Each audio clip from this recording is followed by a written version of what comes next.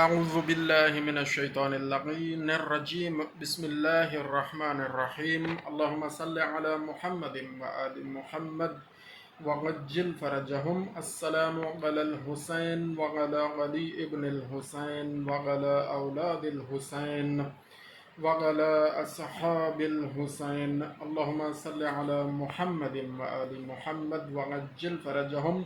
فرامین امام حسین علیہ السلام آپ کی خدمت میں پیش کرنے کا چوتھا مرحلہ ہے جی۔ انشاءاللہ اس کے بعد مزید کچھ زندگی کے کچھ پہلو آپ سے امام حسین علیہ السلام کی زندگی مبارک کے پہلو ڈسکس ہوں گے۔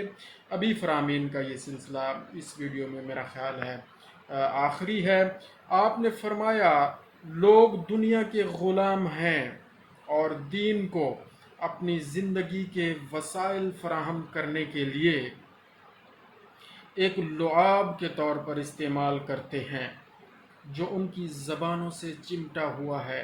لعاب زبانوں سے چمٹا ہوتا ہے، تو لوگ دین کو اپنی زندگی کے وسائل فراہم کرنے کے لیے ایک لعاب کے طور پر استعمال کرتے ہیں جو ان کی زبانوں سے چمٹا ہوا ہے، لیکن جب آزمائش و امتحان کا وقت آ جاتا ہے تو دیندار لوگ کامیاب ہو جاتے ہیں۔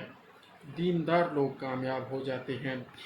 جو شخص، ایک اور فرمان مبارک ہے، جو شخص گناہوں کے ذریعہ اپنے مقصد تک پہنچنا چاہتا ہے اس کی آرزوئیں بہت دیر سے پوری ہوتی ہیں، اور جس چیز سے ڈرتا ہے سب سے پہلے اسی میں گرفتار ہو جاتا ہے۔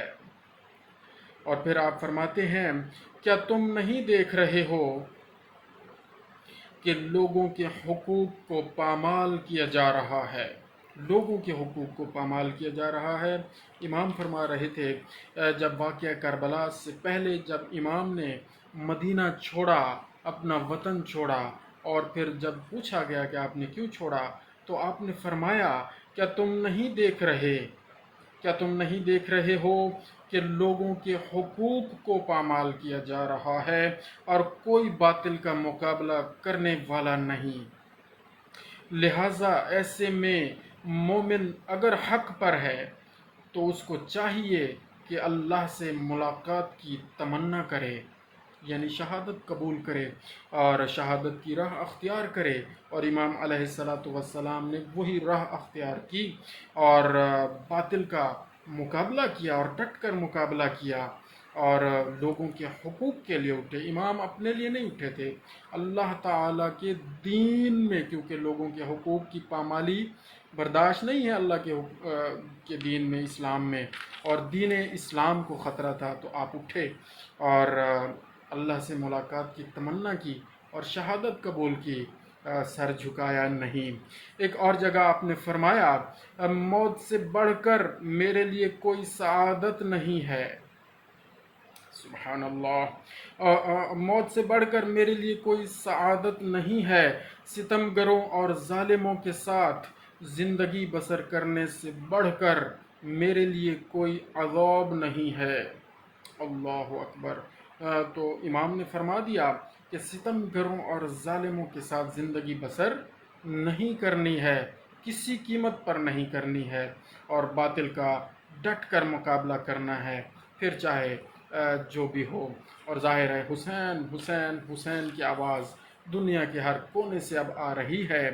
حسین علیہ السلام انسانیت کے لیے ہیں، انسان جس کے اندر ضمیر ہے اس کے امام ہیں، سب کے امام ہیں، کسی ایک مخصوص مکتب فکر کے امام نہیں ہیں۔ جس کے اندر ضمیر زندہ ہے اور جو انسان ہے، جو منزل انسانیت تک ہے، اس کا امام امام حسین علیہ السلام ہیں۔ ایک اور آخری فرمان مبارک پیش کرنے کی سعادت حاصل کرتے ہیں۔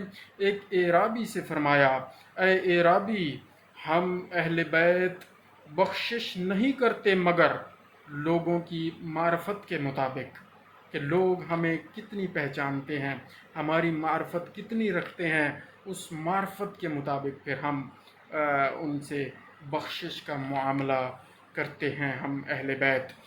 جزاک اللہ خیر۔ اللہ تعالیٰ امام حسین علیہ السلام کے فرامین پر ہم سب کو عمل کرنے کی توفیق عطا فرمائے، اور امام علی مقام علیہ السلام اپنے پیروکاروں میں ہمیں شامل فرمائیں اور شمار فرمائیں، اور اللہ رب العالمین کی بارگاہ میں ہم امام مظلوم امام حسین علیہ السلام کے گروہ میں شامل شامل ہوں، اور عزادار امام حسین اور ذکر امام حسین علیہ السلام کرنے والوں میں شامل رہیں۔